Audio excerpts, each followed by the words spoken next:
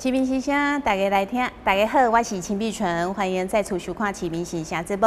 针对着年底到下一个大选的，咱《启明新声》节目，拢着想来邀请到有意要参选的参选人，到咱节目当中，来发表因的政见呢，说明因的理想甲抱负。那么今仔日呢，咱邀请到这位哦，非常的特别吼，大家看到伊就感觉讲，哇，怎么又是一位这么漂亮的美女战将呢？那她呢，不只拥有国外的高学历。而且呢，做人非常的亲切，然后呢，就是说，哇，他就是其实选战经验也算丰富啦哈。因为什么呢？他要代父出征，代地出征，要参选东区的议员。那现在我们就来欢迎曾之杰，之杰欢迎您。大家好，我们台南市的市民朋友，大家下午好。对，我是之杰，也是这一次即将参选东区市议员的参选人。你们好。我们真的很高兴今天可以邀请之杰来上节目哦。其实讲到这个之杰在10几年前这样讲他刚呢回国的时候呢开了服饰店。那其实那时候我就有去专访他，我就觉得说哇，这位气质美女真的很不简单。因为呢，就我了解，她就是在国外，在澳洲嘛昆士兰大学，那学的虽然是饭店管理，但是呢，对于这个饭店一些精品服饰。非常的了解，也有相关的一些经验，所以他把一些非常流行的非常高档的一些服饰呢引进到我们台湾来。哇，那当时其实也是口碑相当的好啦那这样子呢，我们其实之杰的话，对于他可能很多人认识的是他的爸爸曾顺良副议长，还有他的弟弟曾信凯议员，哇，他们都是表现非常杰出然后在东区呢，这个选票都是算要雄东的贺啦那这一次呢，之杰要代父代弟出征，由他来竞选。那一开始我们可能就是要带大家好好来认识一下曾之杰。好，那之杰你会怎么介绍你自己？首先呢，我其实参选算新人呐，但是从10多年前从澳洲学成归国到现在，我一直是从事设计艺术跟美有关系的工作。对。那在3年多前，因为爸爸急流勇退，他觉得说，他自己呢已经担任过世界的市议员了。那其实，在他的任期内呢，他相当的用心，那也带着他的服务团队，在我们东区做了很专业的打拼。所以在上一届的选举，他就觉得说，应该把他的政治的这个香火来传承给我或是弟弟信凯议员。对，那他跟我们姐弟商量了许久，那最后是弟弟答应他出来参选。那所以我原本有自己的服饰精品的工作，那也因为要全心全意帮信凯辅选，所以我就毅然决然的结束了我工作了16年的一个事业这样子。那其实这3年多来，我必须要跟我们台南市民朋友做报告的，就是说这3年多来，其实我也一直不断的在调试我自己的心情，因为毕竟以前我接触的都是一些爱漂亮的人，他是来找我买衣服，希望可以变成每天可以穿得很漂亮出门这样子。但是到这3年多来，从帮弟弟辅选、规划整个竞选的看板文宣大大小小的事情，然后一直到弟弟很幸运的当选了，那我就担任他服务处的执行长。其实这3年多来，我自己心态上改变了很多，个性上也改变了很多。那我自己认为都是好的改变。以前呢不懂，爸爸说这个担任市议员，如果你当选，都是有带天命，是百姓给你的每一张选票都是珍贵的，它是给予你一个社会的责任，所以我们是有使命的。那时候我20多岁的时候，其实听不懂，我说觉得没有那么伟大。但是这3年半呢，我开始慢慢觉得自己有一点存在的价值了，因为在这3年多来，我们有很坚强的服务团队，在地方上做选民的服务。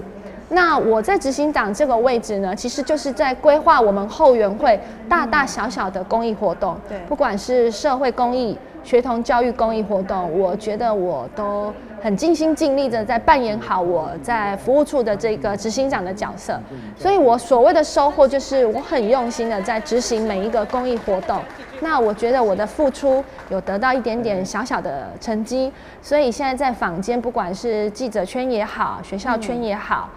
大家都知道说，曾信凯的姐姐，曾信凯的服务团队有我之杰这样一个人的存在，所以当他们知道说哪里有需要帮忙的时候，他们都会想到我。这是我3年多来的一些心得跟所收获的，所以在这边跟市民朋友来做一个自我介绍跟报告。那我觉得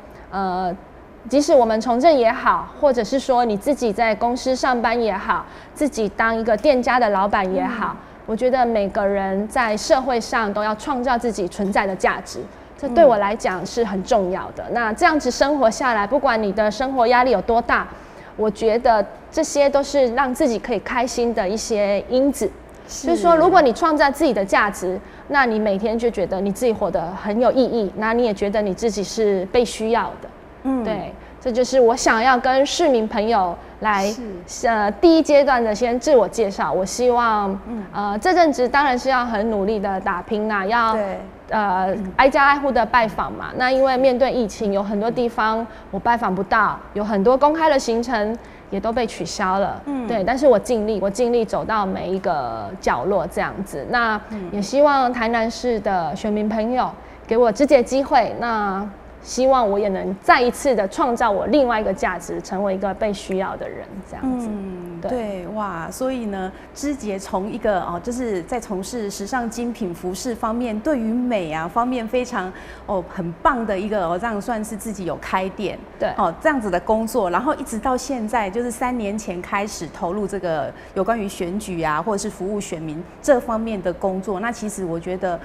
之余就是之前他就是这样子一路走来，那其实在每一个阶段，他讲的创造自己的价值，对，都做得很好，真的是很不简单。因为其实就是说我们听到的一些评价啦，我就说哇，虽然说这个曾顺良副议长不选了，然后曾信凯议员也不选了，所以呢，曾芝杰出来选，大家马公，这个女孩子很棒，所以她其实大家很期待她可以延续这个政治的这个香火啦。是说，你们家其实做的都非常的好，一定有她的一套理念。那这之后我们来访问。那其实我在那个 Facebook 里面有看到，就是就是你有讲到啊。你当初其实，在澳洲留学嘛，那在那边也有工作了一段时间。那段时间，其实你是不太想回来的。对。那后来为什么你还有决定要回来了？我觉得就是太爱家了吧，太爱我爸，太爱你爸。对，我是其实被他半骗半拐回来，因为其实，在雪梨我的工作还不错。对，然后也在那边生活的很自在，然后也已经很融入那边的一些人文啊，是一些生活的方式，我都觉得很适合我。对，单纯就是因为爸爸他用柔情公式啊，就是每天一定最少1通电话，他会跟我说啊，你读册了要等来呢，你唔通走到底外国外修理呢？是，所以之前爸爸在选举，我在国外念书，所以大学也还没有毕业，那就常常会趁着放假的时候就回来帮他助选。那其实，在助选过程中也是发现爸爸很辛苦，所以他打电话一直用柔情攻势包围我的时候，我就有答应他，我说我工作到一段落我就回来，所以就回来了这样子。对，所以其实之前你会觉得说，在澳洲啊，好像那边的生活水平比较高，然后在我们台湾，在台南这边，可能就没有以前那么的这个先进，就没有外国那么先进。但是现在你的看法是不是不一样？其实我必须坦白说，就是刚回来的前2、3年，其实心里是有很多的不情愿。对，因为就变成说我不适应台湾的一些生活方式，还有一些人文。但是这10几年下来之后，我慢慢发现台南人很可爱。我会觉得他们很可爱，然后我自己也慢慢觉得说，反正现在坐飞机要出国去旅游，要在国外度假个1、20天都不是问题，只要你有时间，然后经济上还许可。那我觉得我现在回来台湾又可以陪家人，我觉得是比较就是 win-win 的局面，就是说就是两边都可以兼顾，可以兼顾你的家人，那又可以满足我想要在国外短暂生活的那一种梦想跟理想。那我觉得台湾让我觉得它是一个生活很便利的一个国家，也不能说它落后，只是说每一个国家的生活方式跟氛围不一样。因为我觉得国外就是时间到，他就是要放假，也没有什么所谓的加班。那国外也不是那么的竞争，生活步调比较慢。那不过我觉得我蛮幸运的，就是生长在台南市，生活步调也还算可以，大家也是很努力的在为生活打拼，但是又不是像中北部那么紧绷，所以其实回来这10几年早就已经适应了啦。对，就也觉得说，我当初的选择也没有后悔过。对，可以跟家人在一起。那现在又觉得自己在弟弟办公室上班这几年，又觉得自己还蛮重要的。对，所以生活上我是调试得很好，那也觉得生活起来蛮舒服的啦。对，蛮喜欢。其实我以前一开始不太喜欢台南哦。对，为什么不喜欢台南？就觉得生活步调很慢，然后完全没有竞争力可言。是，但是当这几年，其实应该说这10年来，我觉得慢慢发现台湾的年轻人，台南的年轻人很有想法以外，我觉得他们做事是真的有2把刷子。因为到市区去看，你现在看到很多文创的餐饮也好，小餐厅也好，或是一些餐厅，那些老板其实都比我还年轻。但是我觉得我在他们那个年纪的时候，我没有办法做到他们现在正在做的那样的事情。然后我就觉得台南是一个虽然我生长在台南这么好几十年了，但是我觉得台南有很多角落是充满人文跟一些风情，是你可以慢慢去细细的品尝的。跟中北部那些很绚丽的餐厅，或是说很绚丽的地方，是台南多一份温度跟感情不一样。所以现在我是很喜欢台南。对，所以在你人生不同的这个阶段哦，我觉得你有成长对不对？你现在已经爱上我们台南，然后知道台南它好的地方在哪里。对，爱上台南已经很久了。对，哇，对，其实这样真的很棒。好，那我们现在要回归来讲一下说，原本你的父亲是希望你出来参选议员，一开始的时候，然后那时候你其实好像到最后变成是你的弟弟信凯出来选嘛。那这一次为什么会变成你要选？我们先来讲第一次，为什么当初你不选？当初那时候觉得说我自己生活的很自在，每天起床就是打扮得漂漂亮亮，就是我的工作，是对，然后接触的人也很单纯，就是一些女性朋友，就是来为自己制装。那我觉得那样的生活我很喜欢，对，然后也可以陪伴家人，我很喜欢。那偶尔爸爸服务处办一些活动，我去帮忙，所以我觉得那是很舒服的一个生活方式。是。那到爸爸上一届要卸任了，他想要做一个交接的时候，他就有来找我了。对，那时候我就跟他说，这辈子我什么都听你的，就选举这件事你不要跟我讲。哇，对我那时候很笃定，对。然后后来他看我态度很坚决，所以他就去找我弟弟信凯。是，对。那我弟弟其实在当时，人家他也是有很好的事业在发展。对。那弟弟也是孝顺的，我觉得我爸爸应该算是把我们教育的还可以啦，都算孝顺。两个姐弟俩都很孝顺，对，都很听话，蛮听他的话。但是你唯一这一点不能顺从。对，也有可能是我爸口才很好。对。所以后来就第一次那时候就没有答应他了。是，对。那后来这一次呢，是弟弟。这次为什么又愿意出来选的呢？对，这一次是有很多朋友问说是不是不快乐，说我答应了我弟弟会不会不快乐，或是说弟弟有没有跟我谈条件？其实我要跟电视机前的朋友讲，完全没有这回事。我们也是一个很平凡的家庭，只是我们的工作是要面对社会大众。对。那我弟弟他从小跟我不太一样，我比较喜欢念书，他想要提早出社会，他想要工作，或许他是男孩子吧，不太一样，所以他就是大概在高中的时候就跟我爸爸说他想要出社会，所以他那时候就有在工作了。那我就是一直这样念书。那我弟弟也比我早婚，所以我大学毕业的时候，他的第一个小孩已经3岁了。他是他们专程飞到澳洲参加我的毕业典礼。是。那这次会换我选，最主要是我弟弟他小孩生的还不少。他蛮认真在做人的，生了4位，很有贡献。对，他有4个小孩，信凯有4个小孩，然后3个儿子1个女儿。那小孩本性都很善良。那小孩呢？那3个男孩子也可能有遗传，他也不是很喜欢念书，也是想要跟他一样提早出社会，然后学习如何赚钱啊、工作这样子。那弟弟他也因为最主要大儿子身体有一些状况，所以他深思熟虑了之后，他觉得他好像这几年自从当选的议员一直在忙外面，也没有专心在。没有办法兼顾他的小孩的，因为选民服务真的很忙，太多了，我们服务案件真的不少，对，然后还有一些行程要跑，所以弟弟他觉得小孩又生病，然后他好像蛮自责，他真的是很自责。那如果跟我们熟的人都知道，我跟信凯感情相当的好，对，那我们在工作上算是很有默契的一对姐弟，所以在今年的过年前，他就来找我这个姐姐做商量。那我跟他的回应跟我给我爸爸的回应就不一样了。为什么？我连想就没想，我就一口就跟他说好，没有问题，你专心去照顾你的小孩。是，对。为什么会让你有这么大的转变？因为要选议员真的是，其实有时候做一些事情不要想太多，因为想太多你会有很多的顾虑。然后人的心里一定有一些是你想要做。跟你不得不做，你必须去做的事。那我觉得答应弟弟这件事情是我现阶段我必须要做的事情。对，因为他也是要兼顾一下他的家庭，因为毕竟他也是跟很多男性朋友一样，他也只是一个平凡的父亲。对，他想要把自己的小孩带在身边，然后重新启动他以前在从事的事业。那我这个唯一的姐姐也是他小孩的姑姑。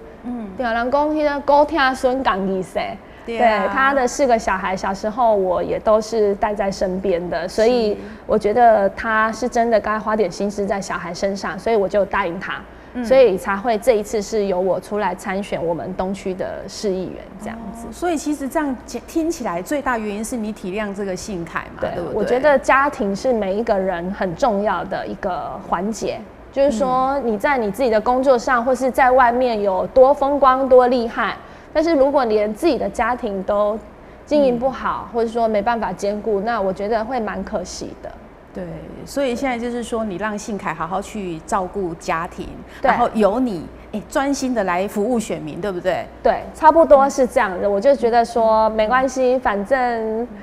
我其实没有想太多，我觉得只要可以把他的家庭小孩都照顾好，我觉得我这个姐姐多做一些事情，我是可以接受的。而且其实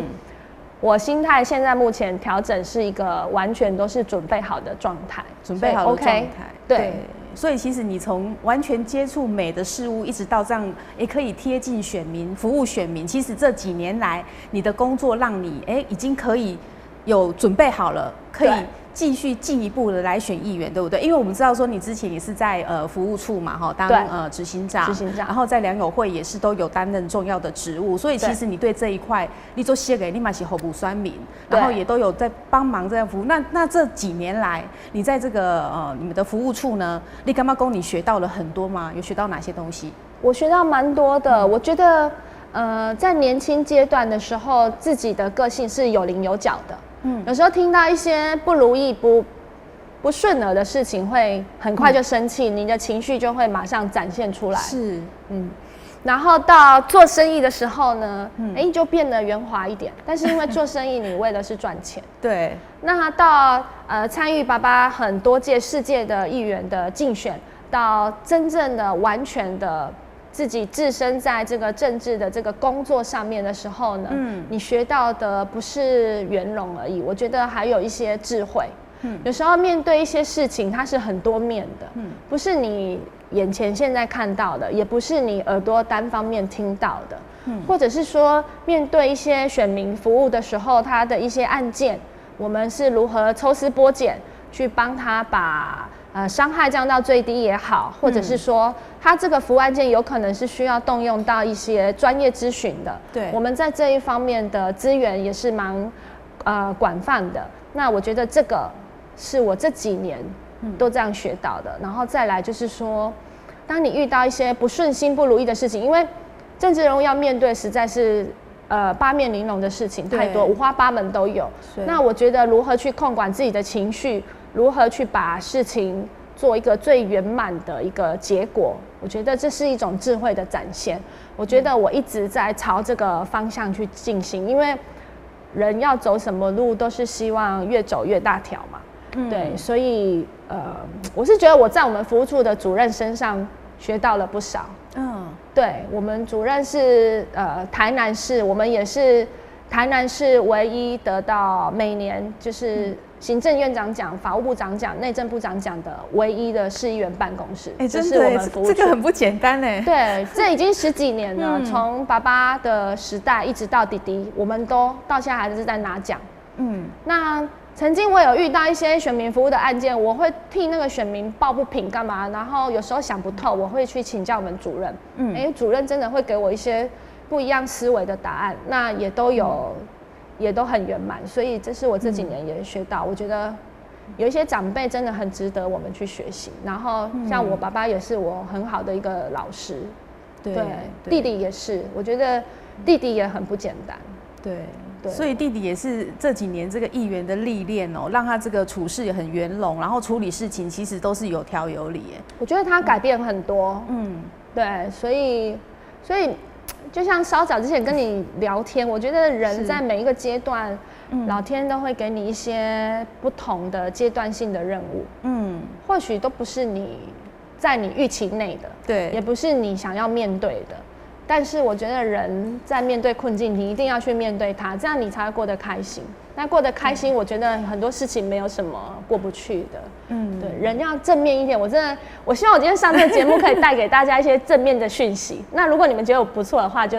支持我一下这样子。对，真的，我觉得那个芝杰真的是很正面就是说，要创造自己存在的价值啊，然后每个阶段人生每个阶段不一样，会有不一样的任务，但是遇到了，也许在预期之外，我们就好好把它做好，对不对？我觉得芝杰这个真的是非常的棒这个跟我们观众朋友分享是真的是也是很棒的。对，其实很多人都会遇到这样子的事情，但是很多人他可能就是会选择说，我比较沮丧，或者是我不想去面对，但是我觉得芝杰好遇到了，我接下来然后把它做好，对，真的不简单。如果你面对了，然后你去正向的思考，去接受一些挑战，然后或是去面对一些问题，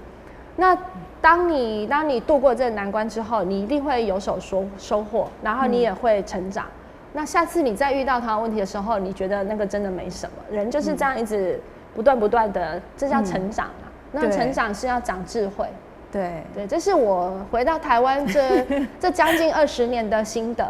对，所以今天也借这个机会，在这个双子星跟三光网的电台跟大家分享。我是很诚心的想要跟你们分享这些正面的讯息，这样子。对，真的，所以跟之前我们采访到的芝姐已经完全不一样，蜕变了一个更棒又更漂亮，然后更懂事，然后处事更圆融啊，然后做事就是各方面就是可以处理得很好这样的一个女孩子真的是很棒哦。好，那我们知道说，其实你们家族在这个东区这边选嘛，用吴东杰来算但是你的票真的算是做管都开得很高，对，都开得非常的高，所以其实你们有很多听您的人啦，就是你们支持者。那其中相当重要就是这个良友会，对不对？2002年成立的嘛，现在良友会的会员是不是很多人？很多啦，我们良友会成立今年是黄金20年，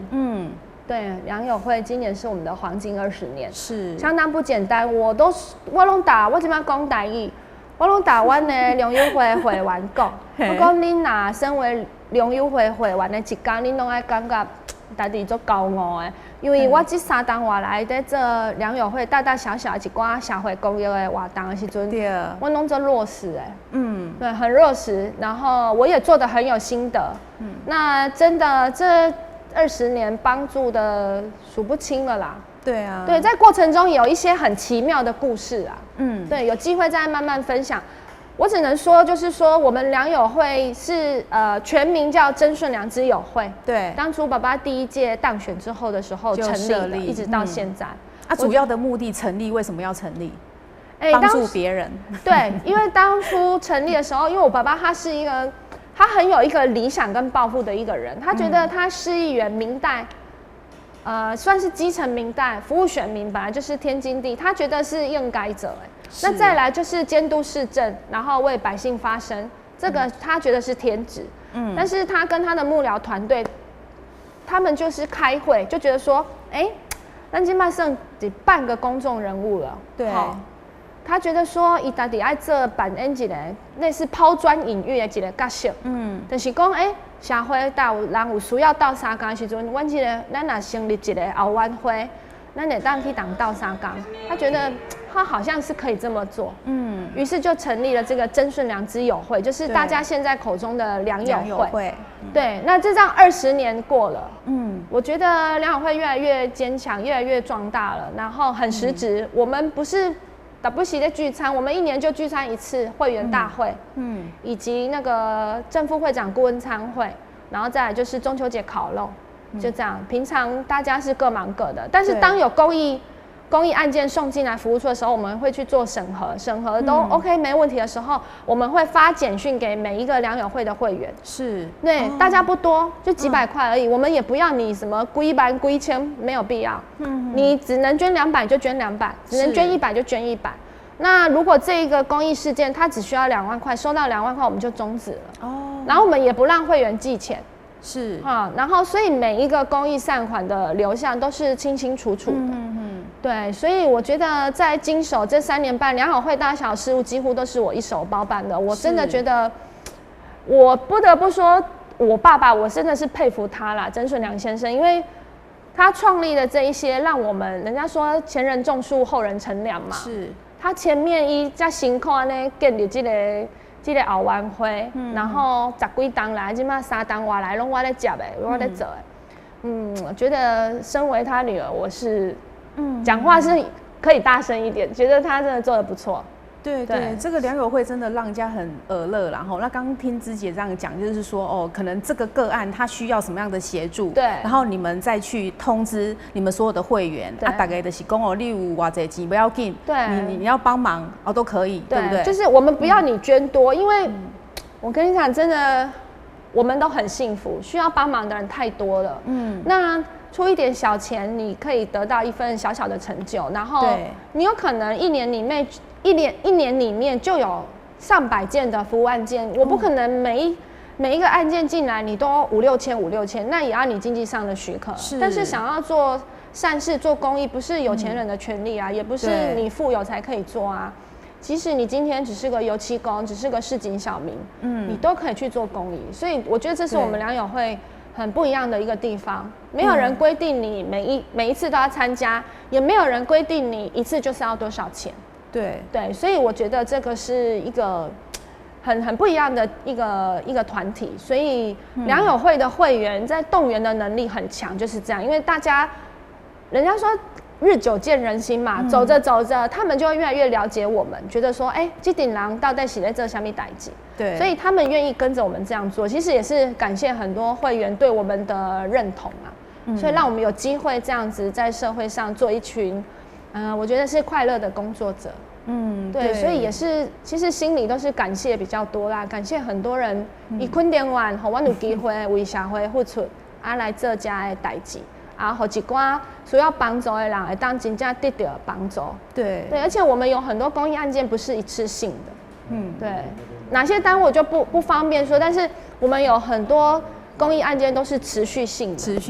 对，有些然后也是实质的。对，有些单位它不是需要你钱啊。对我讲坦白，那有些单位它只是需要钱，那有些单位它是需要一些物品什么的。对，有些人他是需要你持续性的关心。所以我们现在就是在做这些事情，这个是除了议员的身份以外，我们跟其他单位又不一样的另外一个身份。对，所以这个良友会那个凝聚力很强，因为你们把它就是经营的就是非常的好，让大家觉得说，这个组织其实很健全，我们要行善，我一点点钱，我一点点力量，我都可以去帮助，让大家觉得说，我有去帮到人家的忙，哇！是啊，所以其实你们里面会员就是越来越多，然后因为大家就真的有看到你们是在做善事。对，而且我们会员也都会有审核，然后也都要有推荐人。对，所以蛮实质的，我觉得良友会真的很不错。对对，所以相对的啦，就是说，你们这样的一个组织里当来然后人家会说，哇，真的是很棒，因为有凝聚力，然后大家信任你们，也希望说，你们继续就是一直连任议员，可以帮更多的选民做更多的事情啊。很多民众真是需要像你们这样可以去帮助人家，那一般的民众也需要你们去服务。所以其实，在选举的时候，良友会就变成你们很大的一个后盾，对不对？对，是。确实是这样，因为我们也一直是坚持想要走自己的路，所以我们一直是以无党籍的身份在参选。对，那台湾现在已经有一点像是政党政治，所以以无党籍要来参选的话，真的你平常要做很多的事情，而且你要比一些你要特别的努力啦。对，没错。所以其实现在在你们这个选区里面嘛，就是总共要选5位。对，那国民党的其中一位蛮高票的是你的姑姑，对不对？对，我姑姑也是很认真的。对对对，她也是很认真，她也是很认真，也是大家有目共睹。所以其实你们曾家里面出了蛮多的这个政治人物啦，对啊，对，真的对，所以其实你们的服务，你们都对服务选民都有相当的一个热忱呐，对，真的是要有热忱。对，然后国民党方面就曾培瑶王家珍嘛，然后在民进党就是蔡旺全、蔡小薇，然后另外现在有一位陈金忠，对，那另外其他还有一些其他党派的，那你就是以无党要来参选，你会觉得说用无党参选，其实大家看起来就是觉得说。上一届信凯他就是第2高票嘛，票数很高他让我压力很大。让你觉得你有办法把他的票维持住，再更冲上去吗？应该可以哦。如果就我们来看，我跟你讲，电视机前的朋友，我只希望你们支持我。我真的，我跟你讲，一直我是一个辅选的角色。对，那辅选跟你自己在参选那个心情不一样，而且我时间剩不多，我弟弟他选举过年前才来找我商量，所以然后又加上疫情，很多地方我去不了，然后像端午节的活动、毕业典礼活动都被取消了，我都去不了，所以我真的是尽全力在跑啦。像今天也是清晨5点半就第一个行程了，一直到现在也没有停过，所以我真的很希望说，就是说透过各种管道让大家可以看到我曾之杰，然后希望大家多一点时间。了解我，或是说到我的粉专 IG 关注我、追踪我，然后来认识我这个女孩子到底是什么样的一个人这样子。然后面对我们东区的这一些现任的市议员，我只能说每一个都很认真，每一个也都很优秀，然后每一个人的团队也都很棒。那虽然我在这个政治圈里面也10几年了。就是辅选一直到现在，对。那我现在要参选，我算新人，所以真的大家要多给我之杰一点机会。如果你们给我机会，我才有办法顺利当选。那其实我真的很紧张，对，因为信心是一定有，对，因为你今天要出来参选，你一定要对自己有信心，没错，但是绝对是没有办法松懈的，对。对，所以尤其说你决定参选到现在，真的，一般人就是决定参选之后，哇，糟蹋生命也几大堆。对啊，你遇到疫情又不能是出去，对，遇到疫情就很多地方去不了。我觉得老天爷又再一次给我一个很大的考验，对，所以就是说，面对这些已经是现任，而且他们已经有的当选过好几届，或者说，他是要求连任的这些现任的，他们真的每一个对我来讲都是一些真的是。很可敬的对手，他们对，所以我对老话一句就是希望大家多给我一些机会，因为竞选我是第一次，算新人。对啊，虽然有这个家族就是有一定的基本盘的，但是我们觉得说，你另外要把票再投给一位算新人出来的曾之杰，你有些选民他还是会犹豫，但是我觉得你可能这几年在服务处啊，也都是有在。做一些服务选民的工作，但是大家都看得到。就是讲我嘛不是雄雄造出来一个人。对，我一直嘛对伫我爸爸詹顺良的身躯边，嘛一直对伫詹信快议员的身躯边在做代志，嘛拢有在替因走一寡行程，做一寡选民的服务，大大小小事我都有参与，所以我不是忽然间出现的一个人物啦。所以。其实嘛有这侪人就一定知影我，嘛有真侪人讲你早就爱出来选，也是有这一些很正面鼓励的话啦。对啊，所以鼓励的话我都当做一种动力，对，那当然有一些不一样的声音是我可能本人听不到的，不过我也是希望透过今天这个节目，那刚刚谈话聊天的过程，觉得希望那些比较不认识我的人可以进一步的，了解我、认识我安呢。那选举拜托一下，给我一个机会这样子。对，所以我们今天特别找芝杰来，就是要让大家认识，这样子其实我觉得她是一个很单纯、很天真的一个女孩子啊哈。然后现在呢要投入选战，那因为呢，哇，伊来代父跟代弟出征。其实因的选民服务其实都做得非常的稳扎稳打了，都是一步一脚印在做。之前其实很多人都会说，像你们就是正二代嘛。那我觉得你好像觉得说，正二代这句话听起来是不是不太对？但是你们有自己的实力，对不对？人讲富二代嘛，正二代嘛。对，你们算正二代吗？要算也算啦，算正二代但是正二代也可以做出自己。正二代的想要讲的，就是讲，我比喻，我譬如来讲好啊，一个企业，一个爸爸甲一个妈妈辛辛苦苦来建立的，靠一个什么某某企业，对，即摆伊生出来的后一代的囝伊是谁？伊当然是希望伊的后生，还是伊的查某囝来接伊这个公司嘛，人就会把因定位成富二代，但是呢，像阮就是爸爸呢一路经营起来的。伊感觉讲，这个使命不能断。伊感觉讲，伊过程中，伊带这个团队，伫社会、伫地方上，在帮很多的民众做服务。对，那他觉得说，他帮助了很多人，他不知道怎么结束，不知道怎么结束。那这些人该何去何从？他自己心里会有这种对话。那富二代也好，正二代也好，我只能说，我们头顶上都有顶一个光环，但是当我们该怎么做才可以让这个光环发光发热？这个对我们来讲很重要。有可能你不是正二代，你嘛不是富二代，你有可能你做10分尔，但是因为阮红公是正二代，阮来做到20分。我讲真的，人家对你们要求就更高啊。对啊，大家会用放大镜检视我们啊。对啊，比如讲你正二代，你可能穿衫穿好，人讲啊，因为正二代、富二代，因家有钱，会有一些也是会有一些酸言酸语啦。但是我都早期刚回来台湾，在工作的时候，有事业的时候，我真的常常被酸言酸语。我讲啊，伊唔免开店嘛，因家做有钱啊，那都会这样子讲我。那时候我内心很难过，也常常试着要去解释。但是像我刚刚又回到我刚刚讲的，其实这10外冬啦，我回来台湾20冬啊，我觉得我有成长。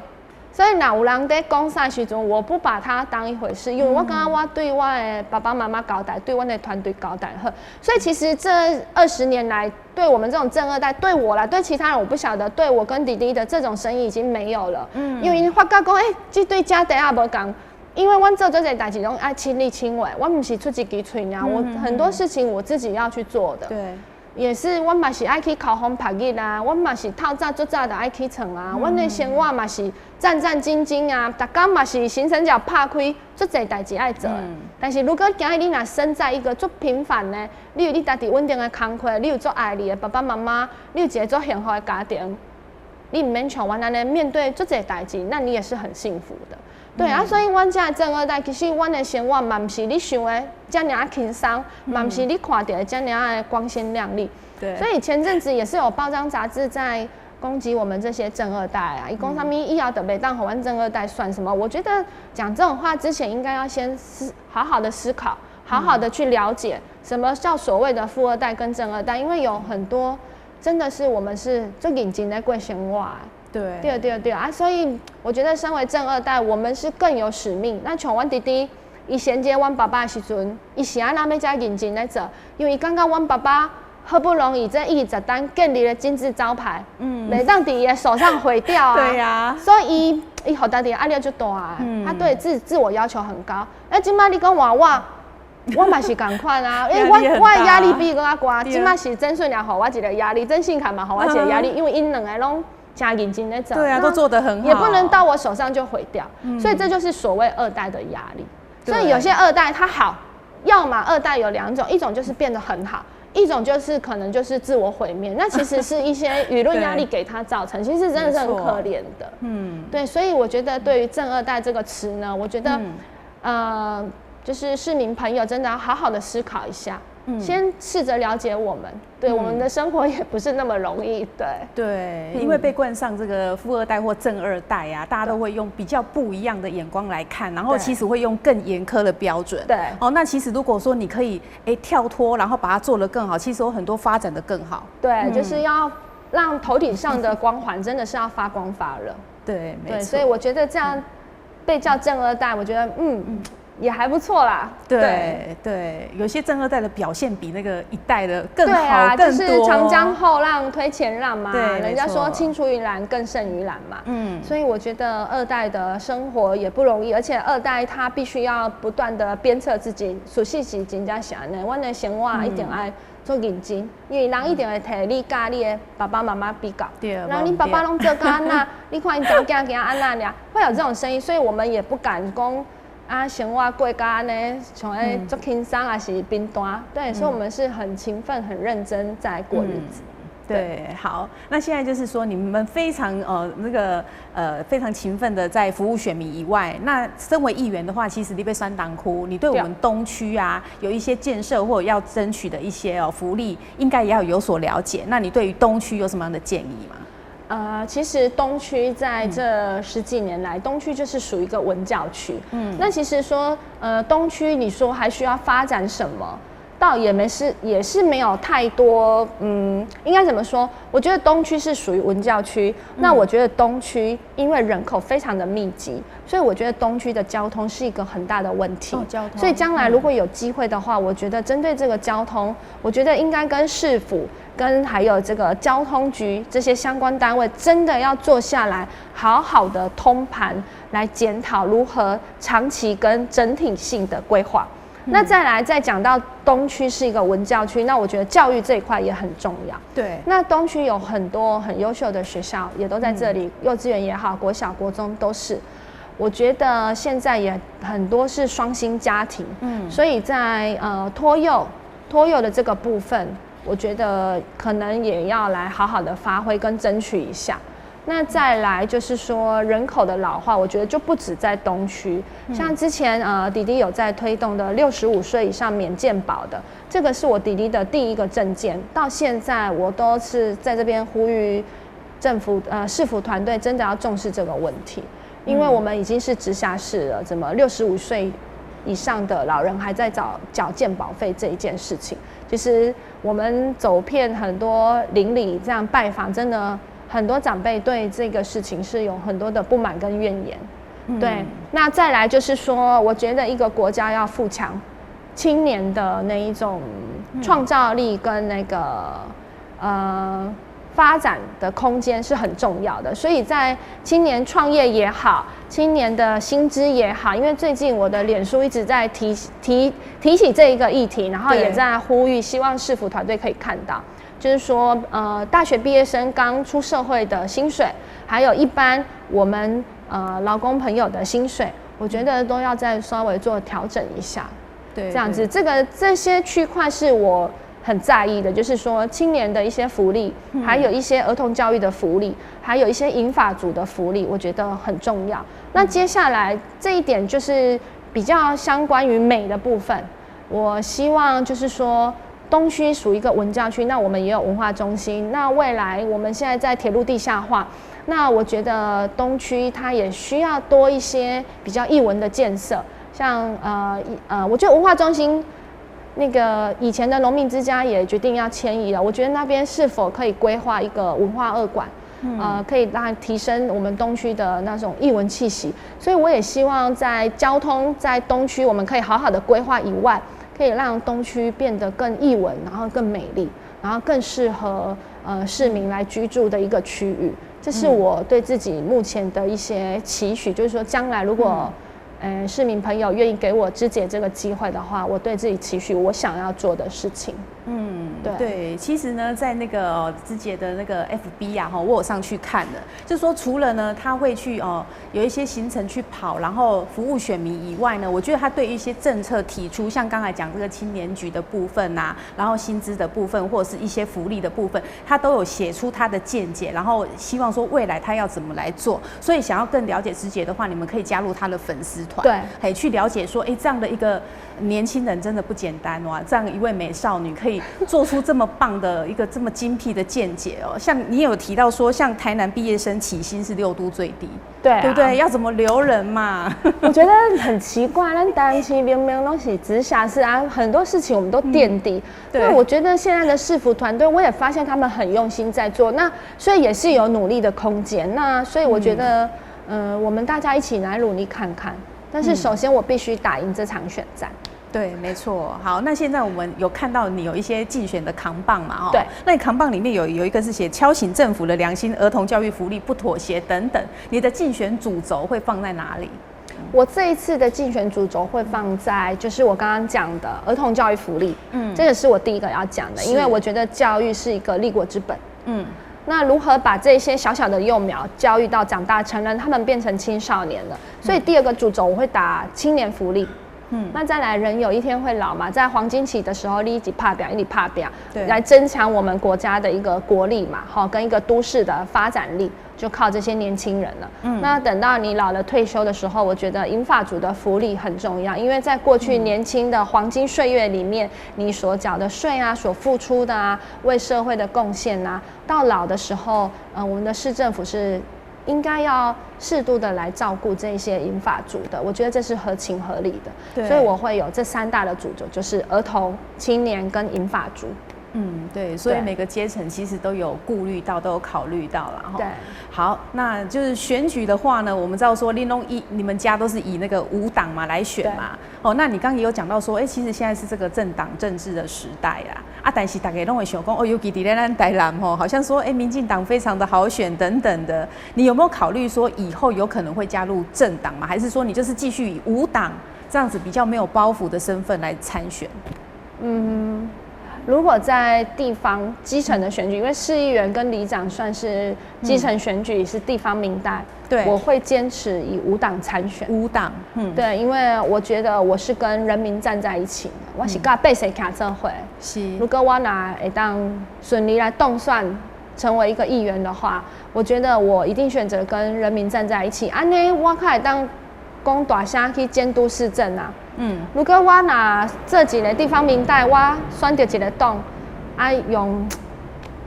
用护航的，比如说有一些市府提出来的政策，我觉得是需要有讨论空间的。那我怎么去质询？如果刚好执政党是我的同党籍的，会有这种护航的心态。那如果我是以无党籍的，对的事情我们就给他支持。那如果我觉得是有改进的空间的，我会当提出更不一样、更好的看法的，所以我会觉得以无党籍来参选，对我来讲，我比较有发挥的空间，在市议员这个阶段。那如果你说将来，我现阶段进一步，我现阶段刚面对市议员选举是第一次，对，真的还没想到那边去了。先把它选上。现阶段是一定以无党籍参选，因为永远站在人民这一边，这是从我爸爸到信凯。到我之前在选举，我们一样都秉持这种精神。对，所以其实做这人，我感觉讲，你无动吼，反而比较好，因为不然你政党下什么指令，你又不好意思说。对啊，有时候会被记过所以无党没有包袱，可以好好的发挥。对，可以做自己啦。对，跟百姓徛做伙，我感觉安尼较是对的。对所以你。宣布要参选了后这段期间都是疫情期间，真的很多地方不能跑，会觉得说，那对您来讲比较是参选的话会比较不利，还是你有用什么方法？其实你可以透过像今天这样子，我们来上个电视啦，你用脸书啦、网路啦，其实也是可以让我们市民来认识。好，那你们可以谈一下。面对疫情大家可能都有过得不如意的时候，尤其这一段时间，我觉得真的大家很困苦。那我自己也是第一次要参选，然后又这么短的时间内又面对到这个真的蛮头痛的疫情，那我自己当然也是要想办法去突破。所以我自己有一个选战的策略规划，阶段性不一样。像今天就是很荣幸可以受到姐姐的邀请，我们也很荣幸。对，然后来上电视台是市民朋友透过这个访谈短短这个几十分的时间，会当了解我大概了解我。那在网络现在都是大家都有手机嘛对，所以我们会有粉丝专页，那更较少年的呢，伊就升 IG， 好，所以在粉专 IG 上，我们也都有在发文跟操作。那在后期呢，这个可能就有一点秘密了，就不太能够提起。对，我希望能够透过一些资讯的传达，因为今嘛是科技时代啊，当然一步一脚印我是一定会走的，因为毕竟这是基层选举。对。但是在媒体的部分，我们还是有我们自己的策略，所以这部分会有阶段性的来做一个规划跟计划，也是希望可以打一场很漂亮的选战这样子。